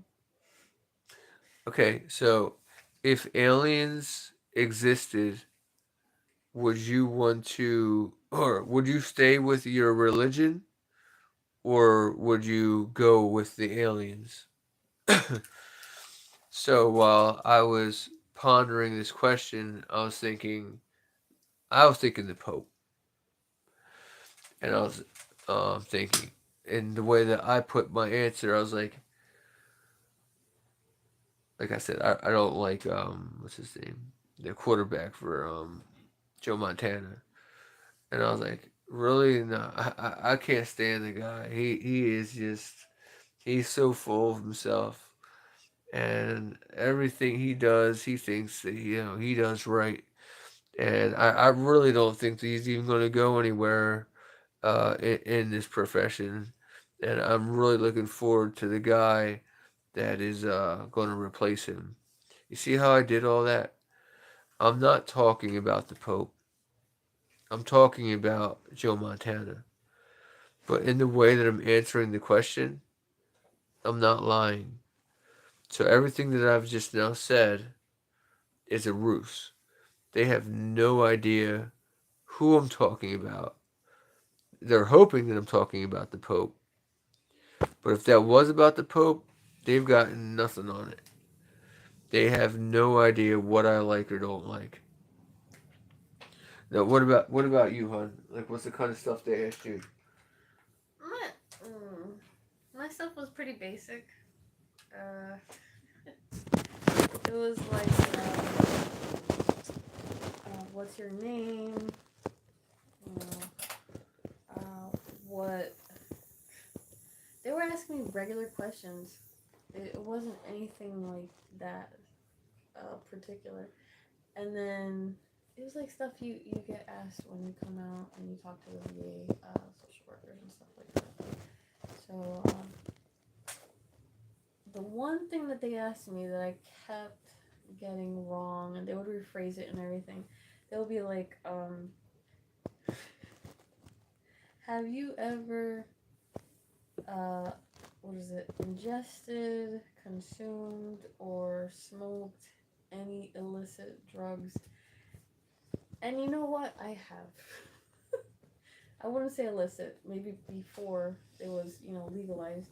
I did smoke marijuana, but not on a regular basis. It was like maybe a handful of times because, I was introduced to that like at least once by family, and a few times by high school friends. So, yeah, like a handful of times. And it's not like I don't really like participating because I don't like the idea of smoking. I have asthma, so it was pointless for me. And then, when that question came up, they rephrased it like at least 3, 4 times. And I'm like, uh, this test kind of felt a little redundant. And, I come out of the test and everything. They're like, you kept coming up inconclusive. Wow. And I was like, why? They were like, it was always the one question. And I was like, It's because of the way your brain is set up. I kept saying no. But, in the back of my mind and like here, I felt it. Like, I can't lie. I can't lie like that. It gets to me. It makes me feel not right. It's really strange. Like I don't You can't lie? I don't like lying. I don't like it. I can't say I cannot say that Who I do you love can't more, lie. me or your mom? I cannot lie. No, I love him more. Okay, I know this is No, like this you're is. lying. I love you so much. That's the nicest thing anyone's ever said to me. I do. It like Okay. if anything were to happen and I'll God, always God take care of you. forbid, yeah, he would definitely be there for me. He does so much already, and I've never met anybody who was willing to drop anything, everything for me, And I just would like for my that. people too. If I got a message from one of you guys, He's very loyal. and you guys are telling me that you guys had issues in wherever you guys are from, you guys might be lying to me, but I would take it very serious because you guys don't seem to be on the line. He But um line type. he puts people first before himself, and I would say that that's his fault as well as his best quality. But you know what? To each their own. Only God knows why he's like that. And if he weren't, I mean, we probably wouldn't be together. Because for me, I've gone through so many years of, people just making me feel like I'm not important enough. And he's the only one that has shown me that, yes, even after years of us talking on and off and everything, we have managed to overcome a lot. We've both grown very patient with one another because we have our little arguments sometimes, but we've managed to pull through. And this is the first year that we're actually together compared to all the years that we were talking. We were always just talking, and there was always something that got in the way, and just I don't know. Maybe it's my age. I have no Shamelessly, you're idea. right. You're right. No, I was just telling shamelessly. He's right. Read it out loud because I don't know what's going on. No. So Claire Hughes was just saying that those or the lie detectors that we did, Mm-hmm. they want to replace them, which I completely agree with, because they can tell your facial Oh. expressions, which I've done very very good. I've done very good with not showing Hiding? hiding my facial Well, that's expressions. cool. I'm not. I don't have poker face. I wear my heart on my sleeve. Yes, you do, and I love you for that. I'm a little too on the sometimes. Now, here's my thing. Okay, even with AI can be beat. Hmm. What you have to do with AI What is about the ones that could read your heart, like X-ray machines and stuff? it's not the heart, man. It's the eye. It's the iris. So like I got to a point in this game before I was going home. They put this thing over your eye. It's about this big, Okay. and then it comes this way, and then boom, it comes across your ear. Like like glasses, kind of, Right. or like a visor. Yeah, just I I think feel it's like we've seen it in just like on movies your and left shows. eye, Oh, okay. because your left eye cannot lie. Usually, it's your left eye that can't lie. When you are making up a story, your left eye is going to look up to find its answer. Where your right eye, it might shut, it might go, false into space. Your left eye does a thing where um, it needs to create a story. Hmm. It comes from the part of your brain where I better create that. I better make this, which I'm sure most of you guys already know. Huh. I think it's part of psychology. It definitely is. Well, Or luckily, neurology. I was born with my grandfather was a psychiatrist. My brother and I, we use those books, hardcore. Like usually, I can look at a face and know them before I've even spoken with them, just by how their jaw is set up, just by the way that if you're talking to a person, this is for instance, if you're talking to a person, they seem to be going like this, and they bring their chin in. What does that mean? It means they're taking in what you're saying, and becoming they're becoming unaware of the presence that you're putting on. Where a person that is like this has it like this, they're hiding themselves. They want you to look at their hand, not look at their eyes. They want to see the movements you're making with your hands. Are you being more aggressive, or are you pulling for answers? Okay. Let's see what we got here. I never knew any of that.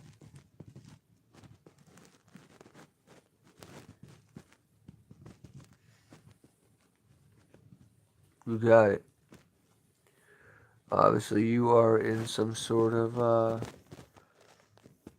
some. You're obviously in some sort of gaining knowledge profession. I knew it. I really I had a feeling.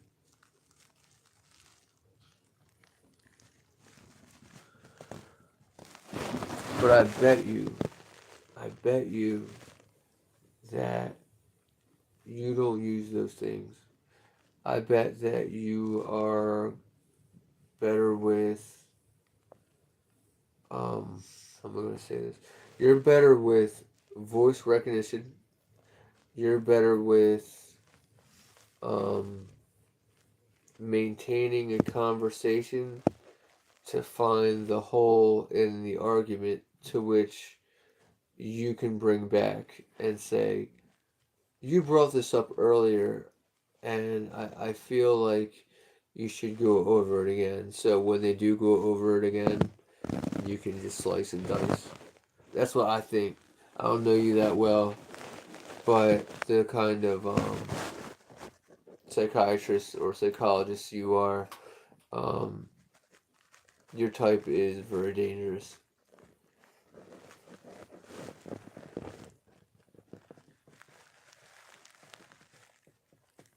If, if I was to be, if I was to be going into being in a lie detector with you, um, knowing what I know now with what you just told me, what I would do is speak in a monotone style, word. Um, I would try to move in ways that were uh, true, truvient to myself.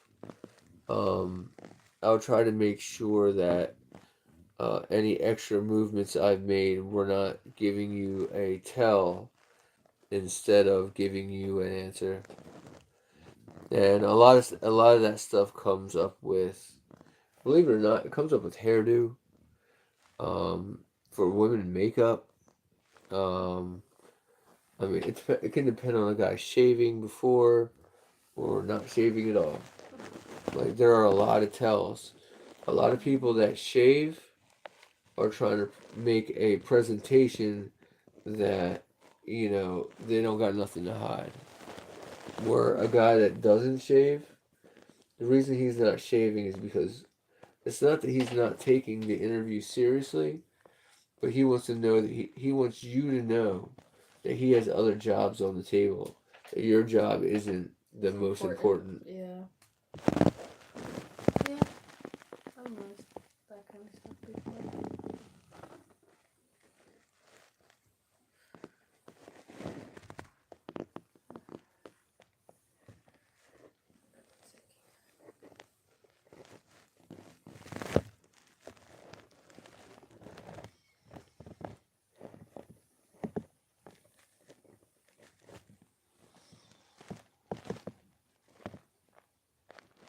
Yep, I figured that's you.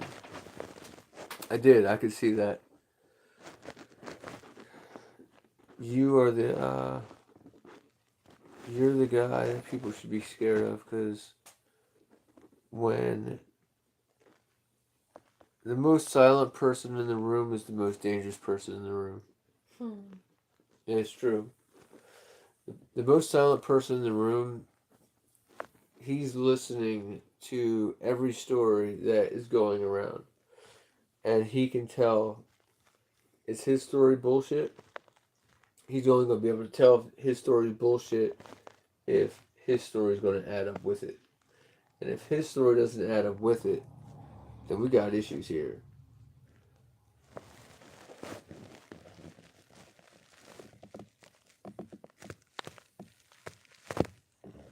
Oh yeah, no doubt, no doubt.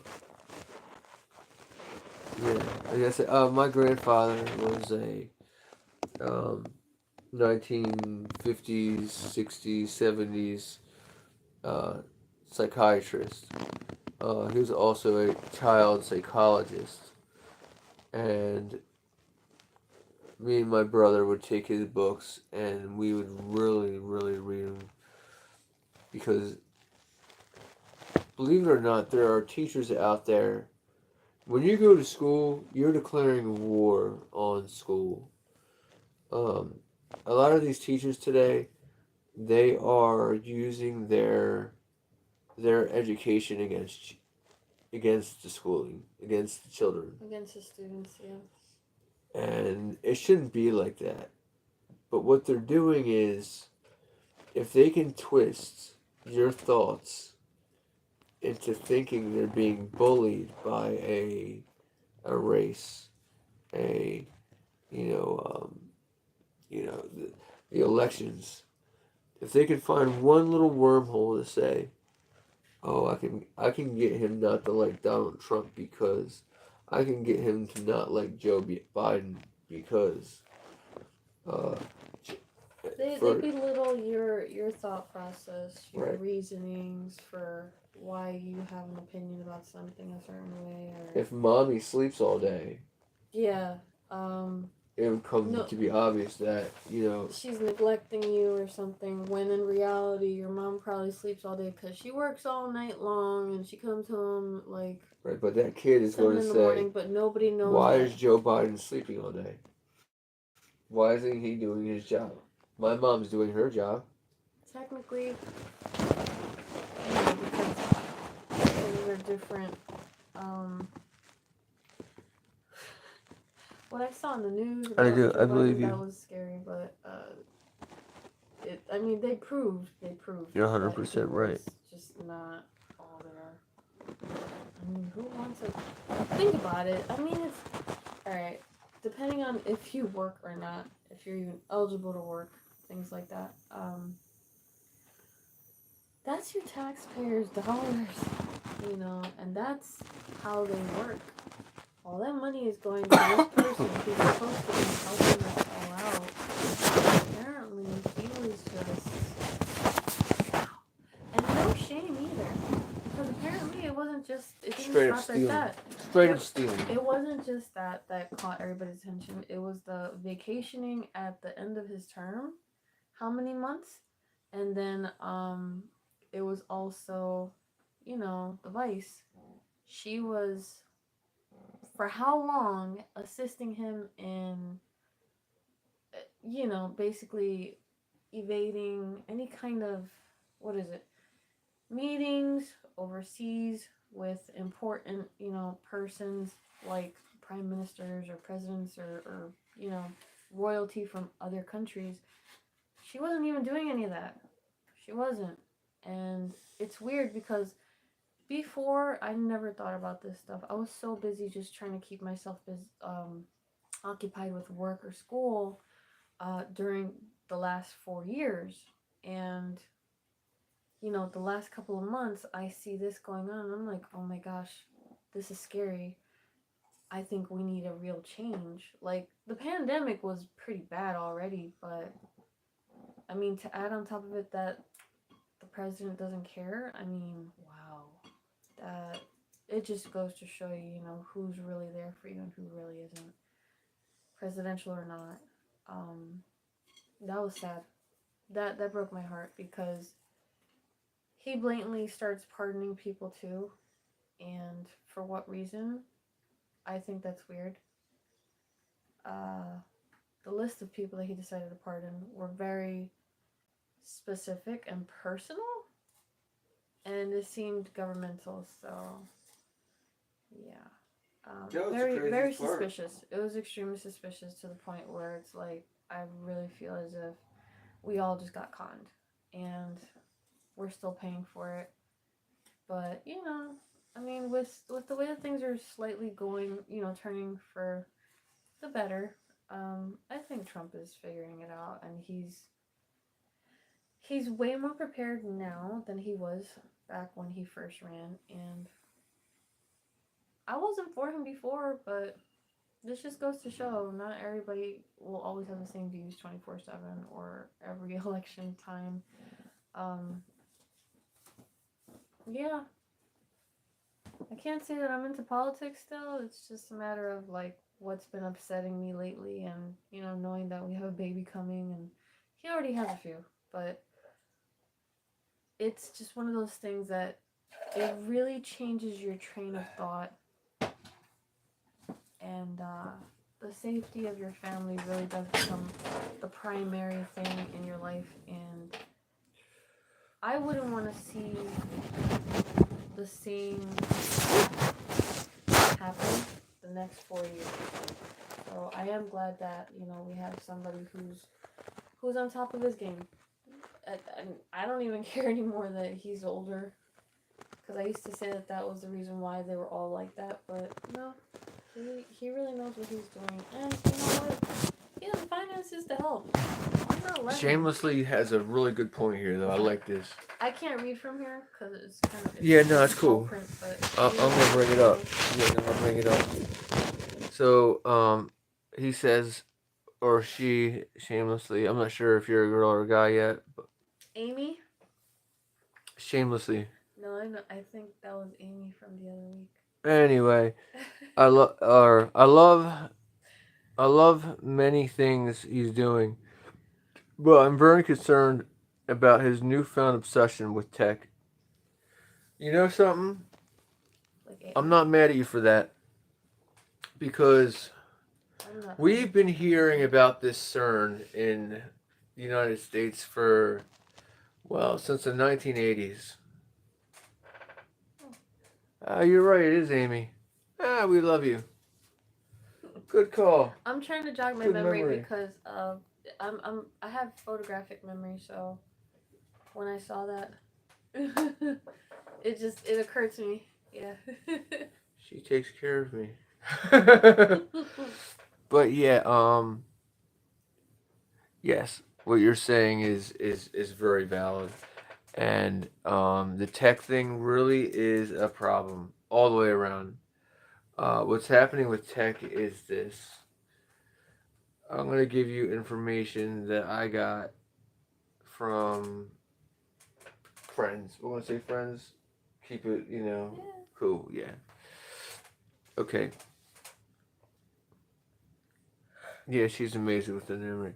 What's happening with tech is this. There's going to be a there's going to be a big change. The big change is going to be this. It's either going to be, particle colliders, which we have many of them. We have them. They're really everywhere, but they're small. They're small colliders. It's nothing that a demon is going to come through. Now, what Jimmy Carter wanted to have made, back in the 80s, that's what we all wanted. You know that was supposed to be CERN. CERN. Particle colliders. It was supposed to be here. The Ghostbusters movie was actually a. It was trying to tell people Oh, give us a heads what up. could happen by crossing streams, and they're really talking about the old way, because the way that the particle colliders used to go is like this, okay? And when you hit them at mass point, or there's a word for it. If you hit it at mass, mass, Mm, I really don't know. if a bullet hits itself at mass, it doesn't matter. Mass force. Mass force, sure, it sounds great.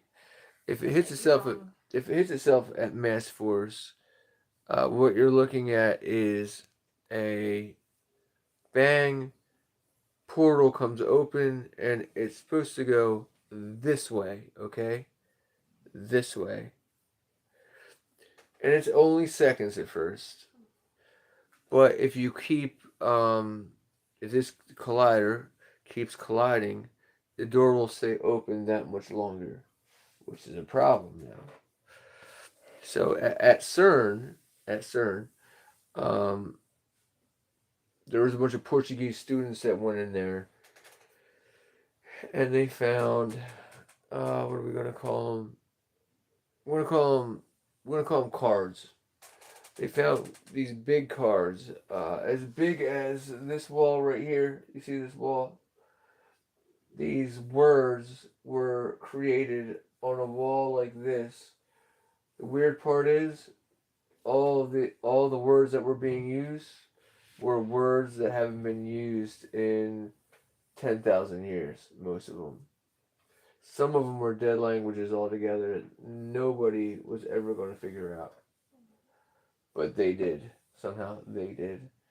Um, two or three of them said, um, "We are close to understanding you.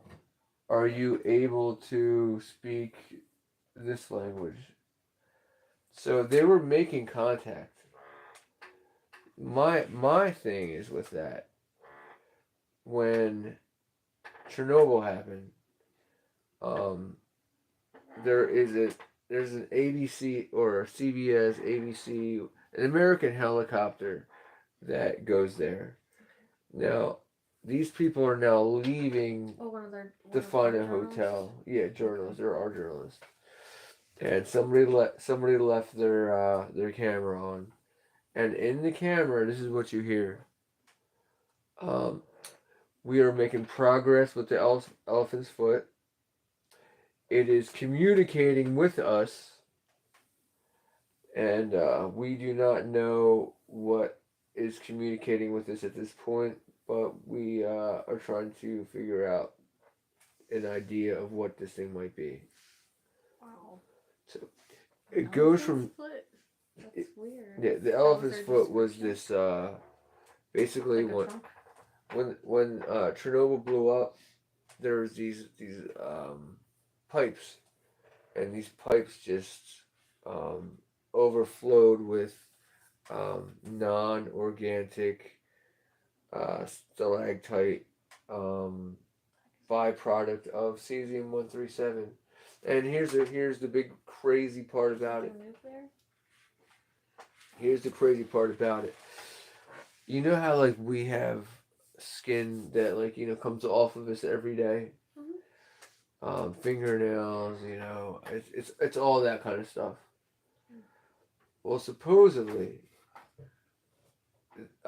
whatever was coming out of those pipes was grabbing on to the dust, the particles from the people, and there are actual stories of these things taking the form of something and By taking using all the right, skin. yes, and Ew. It's like and a they golem. they walked 3 or 4 steps before Disintegrating again. disintegrating again. Yeah. Probably because they can't And you can survive. all look this up. This is not BS. This is um it's the scary stuff. Like when I read that, It's I got the nasty. worst feeling, and it is nasty because they weren't thinking. Ugh. Like, can you imagine if blood got into that? Yeah, my eyes did That's the a same. lot. That's a lot. That's So probably worse. in the Cause gar in the skin garden, particles are. think of the Garden of Eden, right? Think if someone took some blood and put it on that. Think of the creation that could have been made, even for a few seconds, even just for a few seconds. What would we be looking at?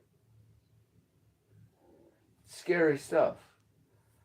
So with that presence of mind, what could they be doing at Area 51 if they know that to be an. I think it was its own species, and whatever it was, they were just trying not to let it be that uncovered. Because it's not so much mass hysteria that they're avoiding, it's they want to keep it private so that they have control. That's all I can really think. Yeah, I think they wanted to have control of the whole situation. You're right. So they were You're going to right. keep all the Famously, you're information, correct. down to a minimum. That's why every time, you hear, oh, well, this It has been is. discovered It's, here, it's this has scary been shit, discovered man. there. What about, when we were talking to your dad the other day, Yeah. he mentioned that Paris or France had something called a Stargate, that apparently is open over there and has been That's open. what they're saying. And I was like, Well, what? So it makes you think of the TV show Stargate. but it's But that's Paris and that's a portal. you're Unless talking about there's other CERN. places. You're talking about CERN. I think so, yeah. Paris and you know Paris There's and other Geneva. locations. That's underneath Yeah. of it. And do you know what they built there? The It's catacombs? literally Or is it? built on the foundation that people should do rituals for Apollyon. A what? Apollyon. The basically the angel Apollo? Apollyon, Apollo. People think things are the same, but Mm, regardless, I've never heard the it name. comes this angel comes down and it opens the bottomless pit when it's time for the end of the world. And you literally made a place of a jail for beings in that spot. Sounds like a sacrificial area. That's what it sounds like to me too. And there's girls that have gone missing in that place where they're doing rituals on TV. That's right.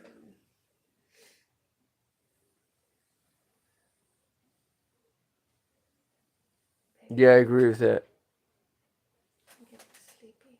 I'm getting sleepy too. I'm just talking to my friends. This has been a really good conversation tonight. Sometimes smaller is better. Oh, You got it, yeah. James, you got it. I really need to check out your page because I have a feeling that you are seeing a lot of the same shit that I'm seeing, and I'm probably seeing a lot of the same shit you're seeing. excuse me. Sorry. Really, I've been getting to a point to where it's not like I want to stop. It's not that, but we're gonna be real here. I mean, she's sitting. What we're watching TV, and knives are falling. Jumping out of her plate to the floor. Now, there's nothing else around that could have made that happen. Yeah, that was like what the other night. Yeah. I thought it was weird. Something, and it landed hard. That's always like, we weren't moving. I mean, the bed wasn't even close to where that was. Wasn't touching it, so it was a bit odd. Yeah, things things have. And the door seems like the attic door seems to be open like every day now. Mm-hmm. So I went through the And whole we I went through don't the whole go. house. Did a you know Yeah, we don't go there like that often anymore anyway, because there's been too much of a draft. So I went through the whole house. I do an exorcism. Saint Michael, Christ. And I really did my best. And you can feel that it worked for the most part. It really did. Um, but I think there's a few strong ones in here that still need to. yeah we still need to go to battle with. And when you go to the hospital and have the baby, I will go to war. You're gonna be there. I'll be there. You better not wait. You know, I was talking to my mom a little while ago before I came in here, and she literally Cheers, my said, friend. I hope you're enjoying. "Trying." My mom tells me, "Okay, when you start going into labor, make sure you call me." And I was like, "Yeah, I'm gonna call you before I call 911." Okay. To be honest, I don't know which would be faster, is going in an ambulance or going in the car. I really don't. Shamelessly, if you ever want to do a live show to get that out, I'm totally in. The best way to do it is you wake up at or wake up whenever you want, but at 10 o'clock Eastern time, me and you put a program on, tell people that will be on at 11 o'clock, and let's get it on. Let's get our ratings up. Tell people where we're going to be. You could do a split screen, right? Yeah, definitely, Okay. definitely. And I love talking. I love touch talk. talk and go. I don't mind that at all.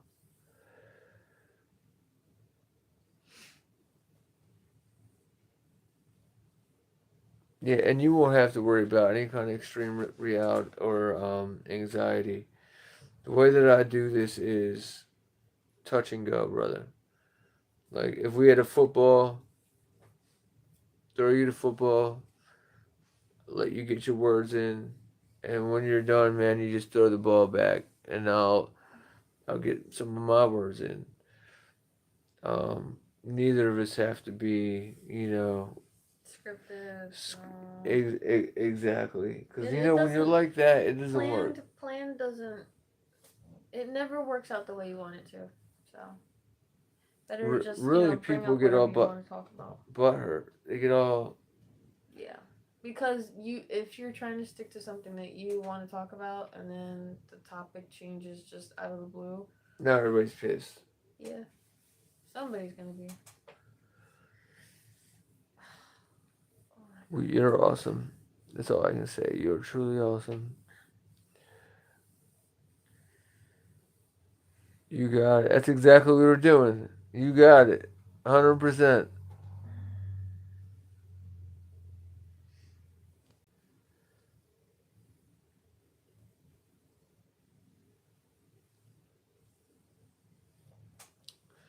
Hey, if you can do it, you can do it. But just let me say, having you on my squad and having you having my back is good enough for me. You to me seem like a real catch. Someone I need on my squad. What I'm seeing here and there are a lot of backstabbers, and I'm really trying to get those guys out of there. The days of the buddy fucking, nah, I'm not having it. I don't want it. They're good to go. And if you see it, block them for me. Let me know who to get rid of.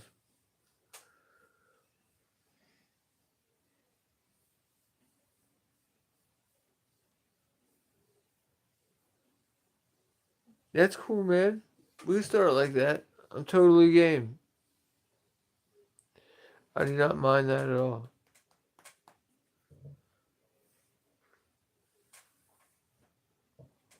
And really, if you look at my page, I'm so much better with that anyway because we can actually show people what they need to see.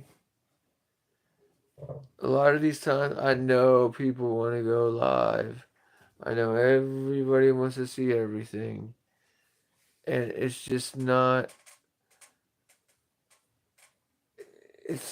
like I can show everything in 10 minutes. This person's asking for this person's asking for that. Like really, I'm trying to get the ball rolling so we can get to everything. You know what I mean? But I love you guys. I really do. You guys are the best. And it is getting extremely late here on the East Coast, United States. We've had a very long day. Seriously, it's been the We longest day ever. we've organized, cleaned the house. We're trying to move, so we're trying to get the ball rolling out here as well.